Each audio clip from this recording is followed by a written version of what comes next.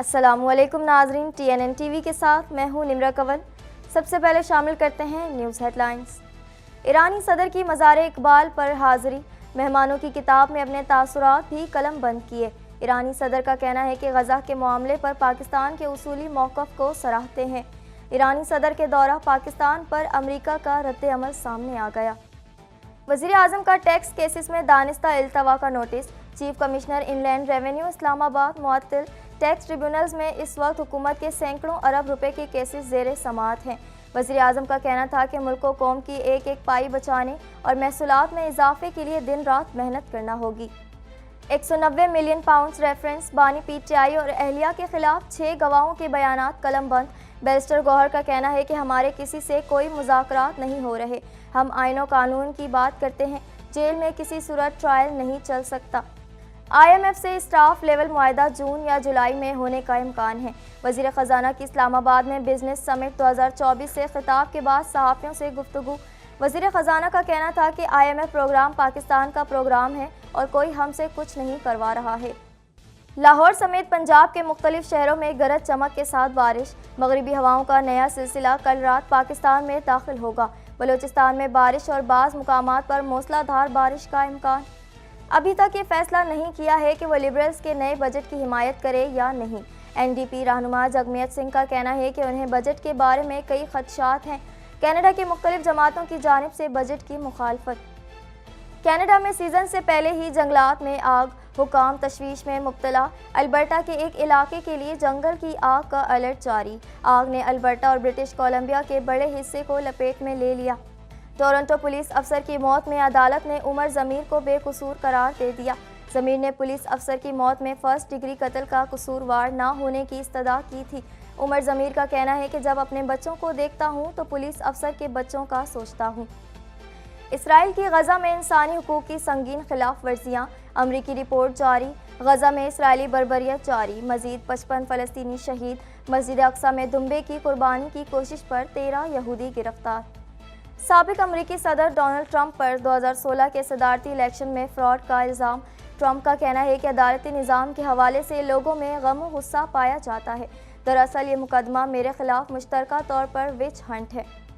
Head lines آپ نے جانی اور اب خبریں تفصیل کے ساتھ۔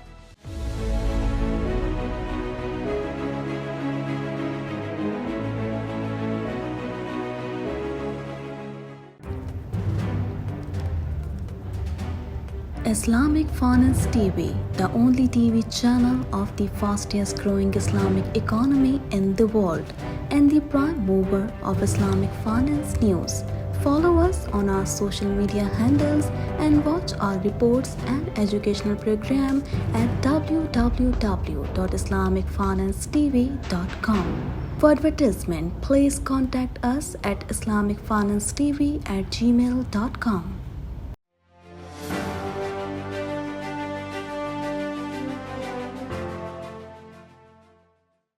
ایرانی صدر مزار اقبال حاضری دینے پہنچے، جہاں انہوں نے مہمانوں کی کتاب میں اپنے تاثرات قلم بند کیے۔ ان کا کہنا تھا کہ میں چاہتا ہوں کہ عوامی اجتماع سے خطاب کرتا، لیکن وجوہات کی بنا پر ایسا نہیں ہو سکا۔ مزید جانیں گے اس رپورٹ میں۔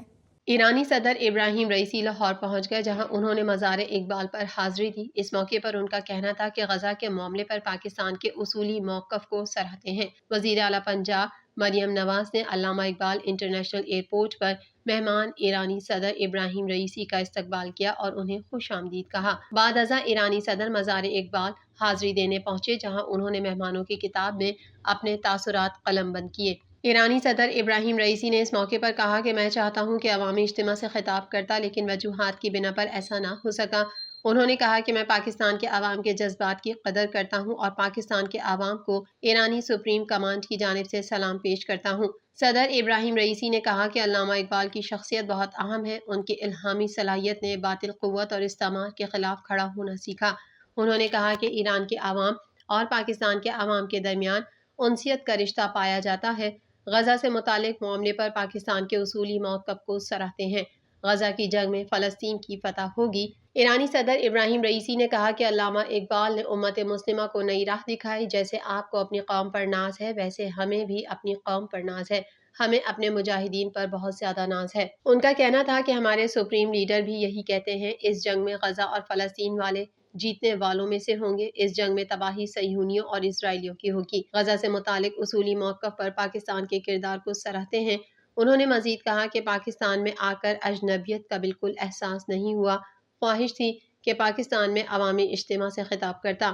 دوسری جانب امریکی محکمہ خارجہ کے ترجمان نے پاک ایران تجارتی معاہدوں پر رد عمل دیتے ہوئے کہا ہے کہ ایران کے ساتھ تجارتی معاہدوں پر پابندیوں کا خطرہ ہو سکتا ہے۔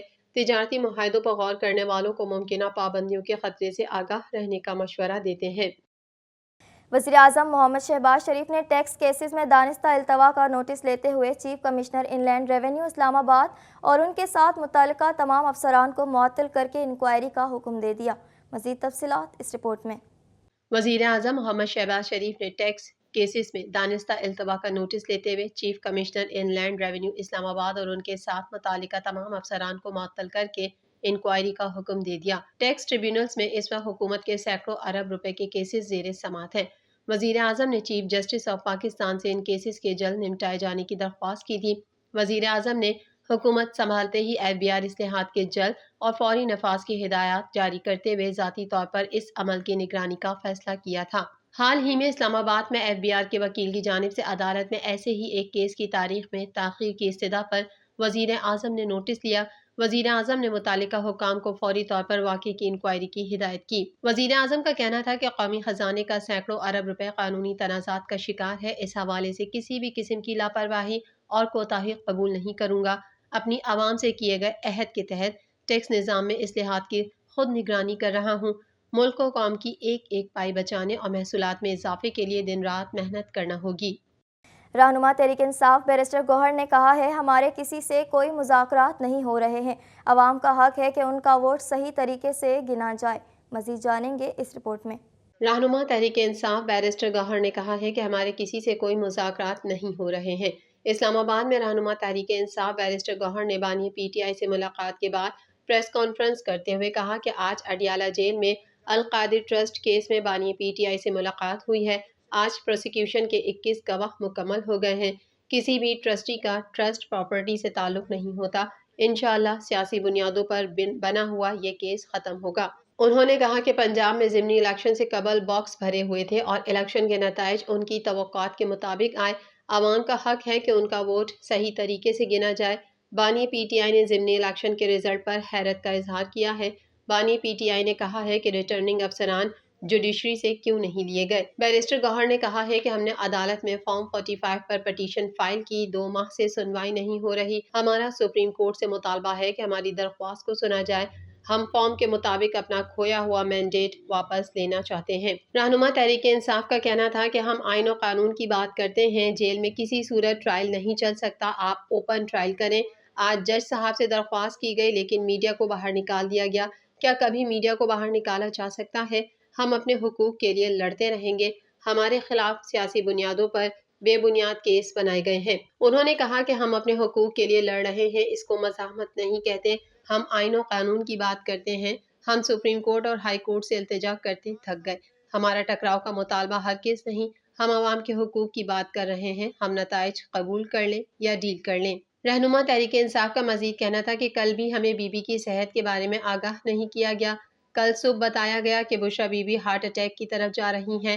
جہاں تک زہر کی بات ہو رہی ہے، ٹیسٹ کے بعد ابھی تک رزلٹ نہیں آیا۔ دوسری جانب 190 ملین پاؤنڈ ریفرنس میں بانی PTI اور ان کی اہلیہ بشرا بی بی کے خلاف مزید 6 گواہوں کے بیانات قلم بند کر لیے گئے۔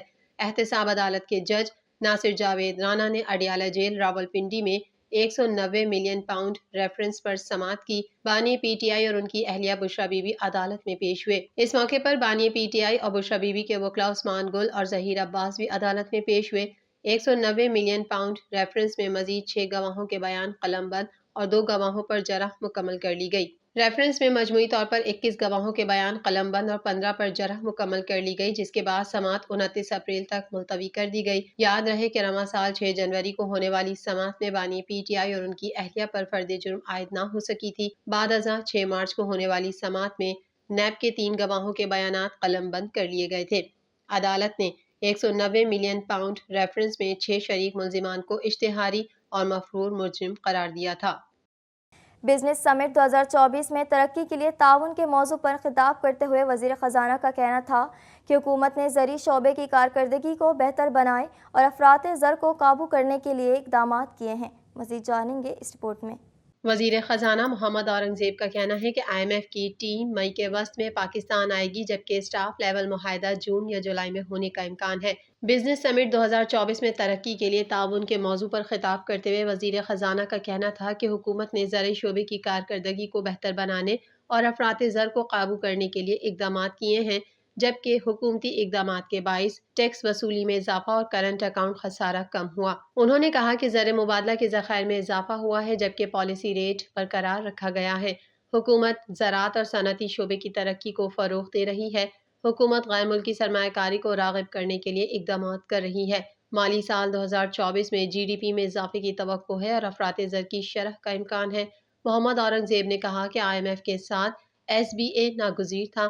IMF سے ہم مائکرو اکنامک استحکام کے لیے پروگرام لیں گے۔ انہوں نے کہا کہ اسٹاک مارکیٹ کبھی اوپر جاتی ہے، کبھی نیچے جاتی ہے اور ان ایام میں اسٹاک مارکیٹ تاریخی بلندیوں کو چھو رہی ہے۔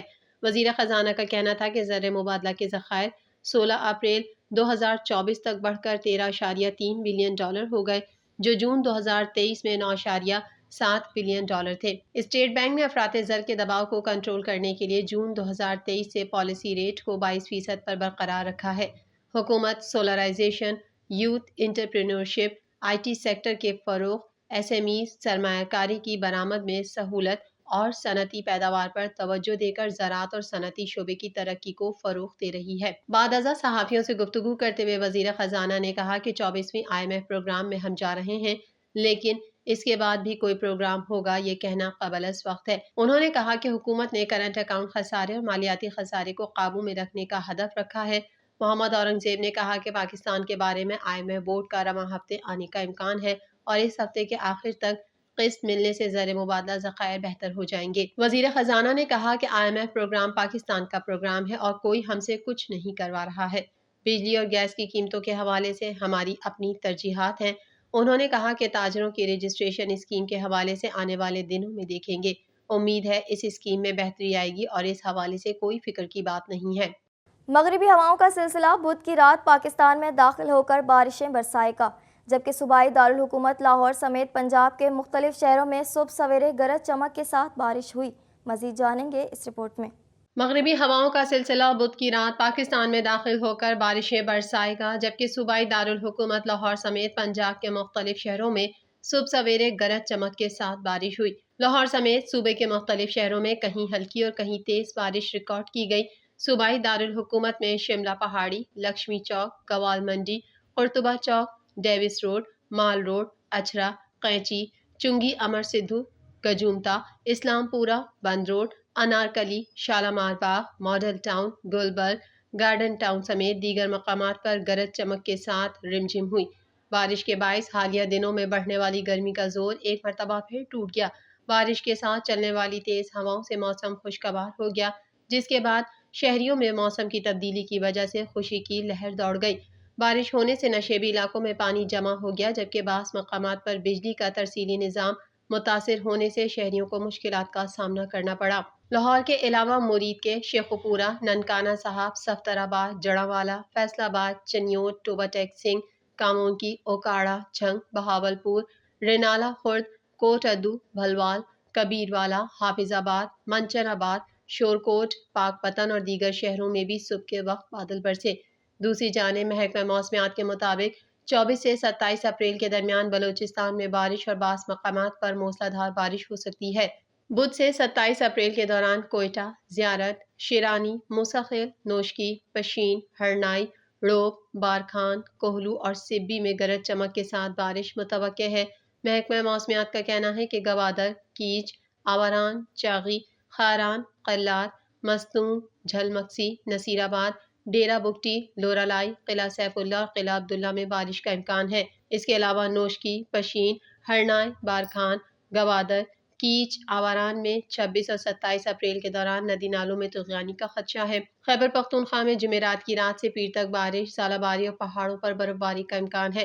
سندھ میں جمعرات اور جمعے کو سکھر، جیکب آباد، کشمور، لاڑکانہ، دادو، قمبر شہداد کوٹ، جام شورو اور سانگھڑ میں گرد آلود ہوائیں، آندھی چلنے اور ہلکی بارش کی پیش گوئی کی گئی ہے۔ اس کے علاوہ اسلام آباد، پنجاب، گلگت بلتستان اور کشمیر میں جمعے سے پیر تک بارش، ژالہ باری اور پہاڑوں پر برف باری کا امکان ہے۔ مزید خبریں بھی بلیٹن کا حصہ ہوں گی مگر اس بریک کے بعد۔